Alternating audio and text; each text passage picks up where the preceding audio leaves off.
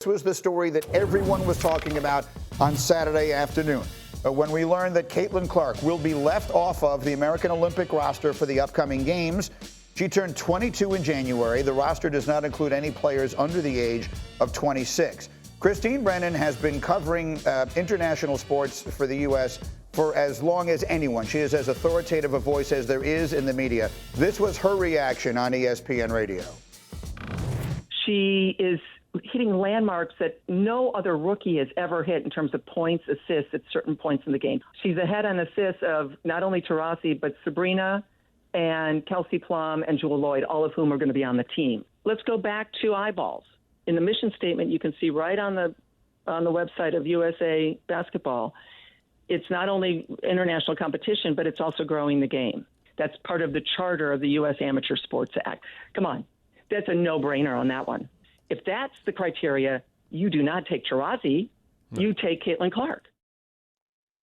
So, once again, as I said repeatedly last week, Rebecca Lobo, good enough to get up with us here today. I'm not going to start screaming and yelling about things in which I do not consider myself expert enough to have an opinion that matters. Rebecca, you do.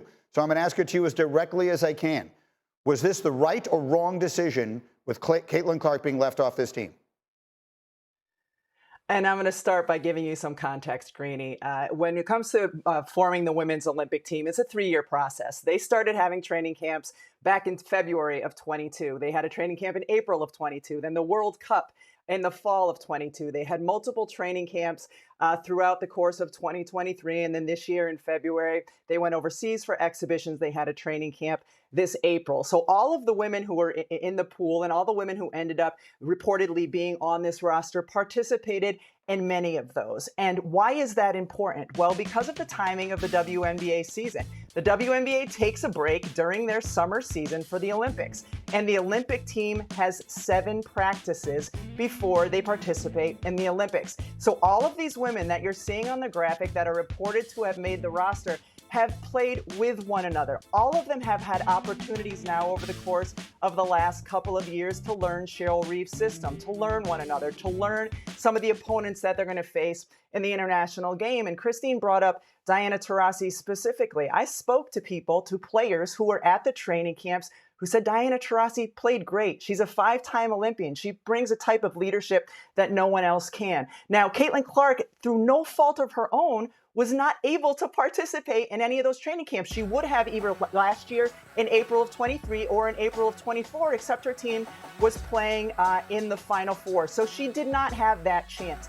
And the other point, I mean, Caitlin Clark is an exceptional player. She is going to be a multi-time Olympian as long as she stays healthy. The conversation that no one adds is, who are you taking off of that roster to put Caitlin Clark on? Are you taking off Diana Taurasi? As I mentioned, she performed exceptionally well in those training camps. Are you taking off Sabrina Ionescu or Kelsey Plum, who helped the team win the gold medal at the World Cup? The one player that is interesting that people should keep their eye on in this conversation is Chelsea Gray. When she was healthy a season ago, best point guard in the world. She has not played a WNBA game yet this season because of a lower leg injury.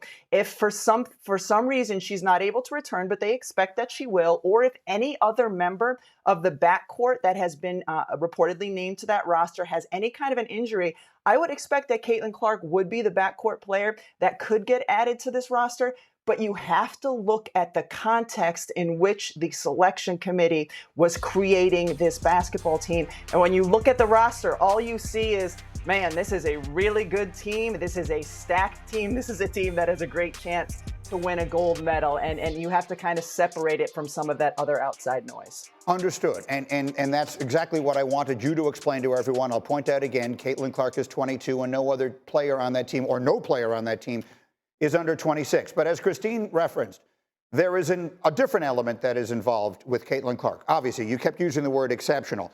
She sometimes is an exception. Sometimes exceptions are made for unique circumstances, like the amount of additional attention that she would just bring. Again, that I think is a fairly obvious fact. Christine was suggesting they should have taken that into account. Do you think they should have taken it into account? Again, my question would be, at the expense of who? At the expense of who? I think all of the players who made the roster have to feel pretty good about the teammates around them and the sacrifices that they've made over the course of the last 3 years and the commitment that they have made to USA Basketball. I understand Christine's argument. Would the ratings for NBC and the Olympics be different this year if Caitlin Clark was on the roster? Well, based on what we've seen in ratings, anytime Caitlin Clark plays over the course of the last year and a half, yes. Would jersey sales be different? Yes, but I think USA Basketball Selection Committee did a pretty good job making a terrific roster and rewarding the players who have made those sacrifices and made the commitments to USAB. And again, Caitlin's 22 years old, as you mentioned. She's going to have plenty of opportunities if she stays healthy to represent the U.S. And would she be an asset to this team? Yes, but so are all the women who have been named to the team.